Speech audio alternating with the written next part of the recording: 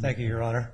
If I may address this question one more time about 1987, Judge Clifton said it might be a better case.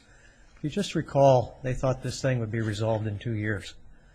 And I think what this question comes from is the idea that this is going to be 17 years they don't pay. The truth is they think they're going to win the case. They think it's going to be resolved in less than 2 years. So from 86 to 88, they had a trial in 87 scheduled. And that trial then got bumped. Mr. Eisen came in the case in 1988. They had the trial in January of 1989.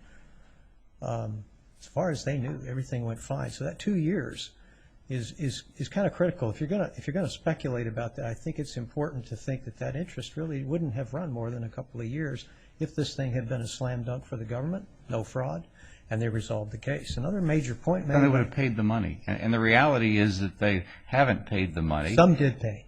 And they would have gotten the benefit of paying early. There were some distinctions in the text. The ones that don't, we look backwards now at a perspective of, let's see, 1986, we're 23, 24 years. At some point in time, I guess it's 1992, the IRS voluntarily says, okay, no more.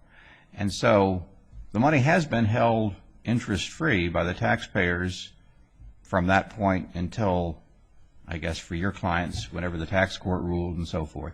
A period, we're talking, what, 17 years of money being held without the time value, the money being reflected, without interest being charged. I'm not sure I understand how that's a disservice or unfair or not equivalent if, in fact, they're called upon to pay interest for the 86 to 92 period, the 6 years there? Many of my clients are going to be getting refunds. It's not 17 years. And you were correct to point out there are differences among the taxpayers, and the tax court tried to say, you know, this is difficult because there are these differences in the taxpayers. And the truth is, it's not 17 years. That's why I'm trying to make this point. I think realistically, there are people that have paid. Now, there were some estimates done